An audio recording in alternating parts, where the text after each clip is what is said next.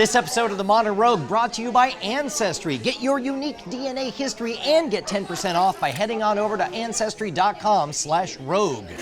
I've never had a Negroni. I don't know what it's gonna be like, but I propose that when we drink it, we call that act riding the Negroni pony. Giddy up. The Modern Rogue makes a Negroni. Back again at our favorite secret bar in all of Austin with our favorite mixologist, Trever. I don't know what to even expect from something called a Negroni. I assume it's rich and robust. I think of black coffee. No, not at all. Well, okay. I'm going to act all superior even though I've never had one either.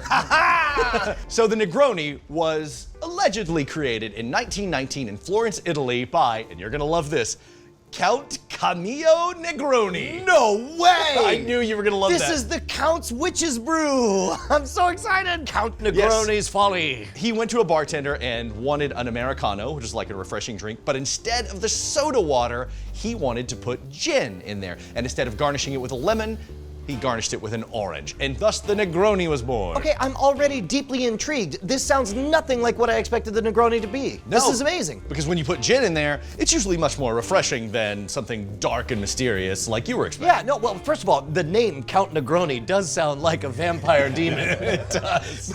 But then he's like, I like a light, refreshing drink, my friends. All right, how do we begin? Okay, so what we're gonna do, we're gonna start with a chilled coupe. So this is called a coupe? Yes, this is a coupe glass. And they say that this glass was fashioned after Marie Antoinette's breast. That's where that whole saying about anything more than a champagne glass is a waste. This is pre-chilled. But what we're gonna do with Negroni, we are going to do an absinthe rinse inside of this. Oh my God. So today we're using pernod. Now, when you're doing a rinse, if you don't have an atomizer to actually spray the glass down, you simply just want a dash of it in there. And we're gonna swirl the absinthe around in there to kind of coat the glass. But the absinthe is not gonna stay because when it's a rinse, it's dumped out. Got it. But that flavor. So this will just give us a little bit of a hint of anise? Yes, and it'll adhere to the glass, and that flavor's still gonna be in. I don't want anything that tastes like anus, I'm sorry. So making a Negroni is pretty simple. There's only 3 ingredients, and it's all equal parts. We're gonna start with 1 ounce of gin. Today we're using Moody June, which is a really good Texas gin. It's not too floral. It really doesn't overpower the drink, but it gives a nice consistency. Then we're gonna use 1 ounce of sweet vermouth.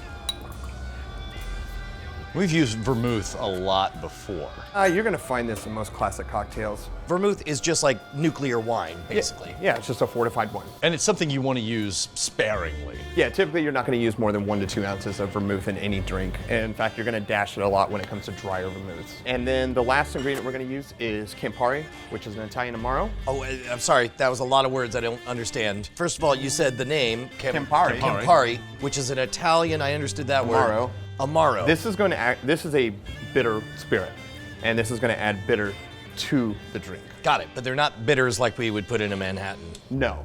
Campari is really common. You can find it at most liquor stores. Okay, so now we have all the ingredients in the yarai.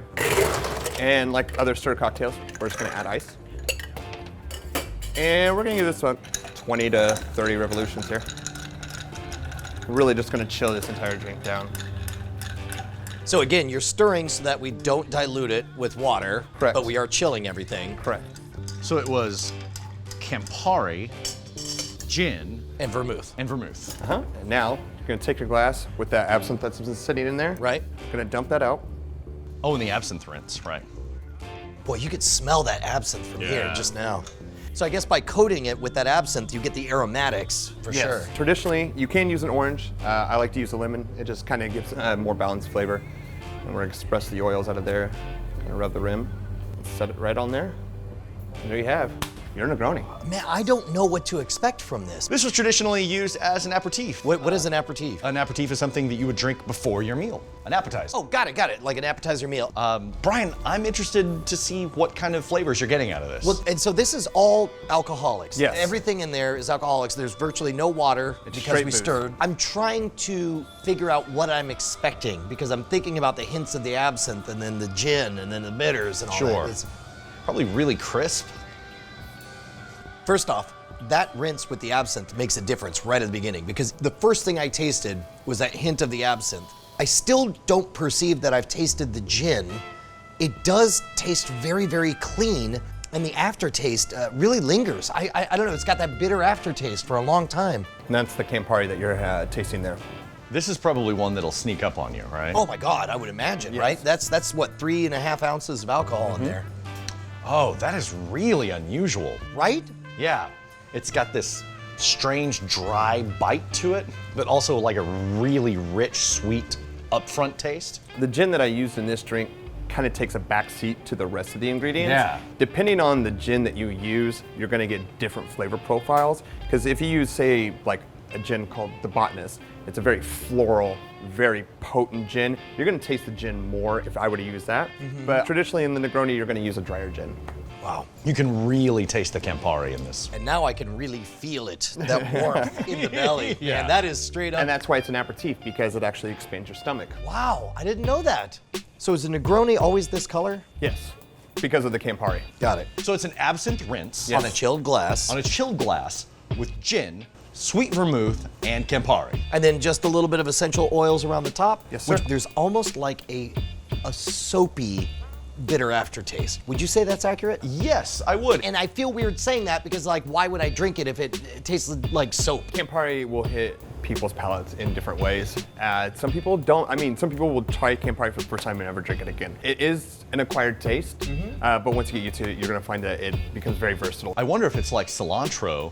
You know how some people taste cilantro Nothing just but soap. as soap? Yeah. The curious thing to me is that you get the sweetness up front, but then that wave of bitterness hits a good 2 or 3 seconds after you swallowed, which Yeah. is strange. And then you've got this lasting dryness in your mouth. Yeah. No, it's really complicated. It's a lot like the margarita in that way, in that there are a lot of different flavor profiles that you're picking up on. The experience has changed as we've worked our way down because all the absinthe is now gone. I'm not detecting that absinthe hit right You really at the only front. get that. It usually lasts about halfway through the drink. Here's to the Count. To you, Salud. Negroni. May you ride the Negroni pony in heaven forever. Wake it, shake it, Negroni pony. Come on, Moni Moni. I know, yeah, I got it. Come on, sing it along. Leave me out here with my ass in the wind. Holy cow, man, it's happening. A couple of weeks ago, we gave DNA samples to Ancestry.com. By the way, go to Ancestry.com/rogue, get 10% off, and you can play along just like us.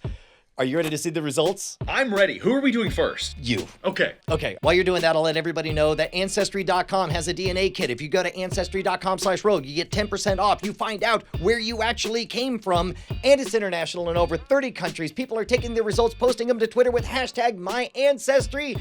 And what are your results? Super white. All right. Oh, wow, it gives you a map. It shows you where you're from. It breaks it down and gives you a really detailed estimate. You, my friend, are 50% Western European, 31% Irish, 12% English. Yeah. You didn't really stray very far at all. Now- It's quite possibly the least interesting genetic profile I can imagine. But this is amazing because you are 99% from these regions, but you have trace from Italy, Scandinavia, Iberian Peninsula, Europe East. Here, let's do me now. I honestly don't know. Do you have a guess? I'm gonna say yes, some Norwegian. You probably have some Great Britain as well.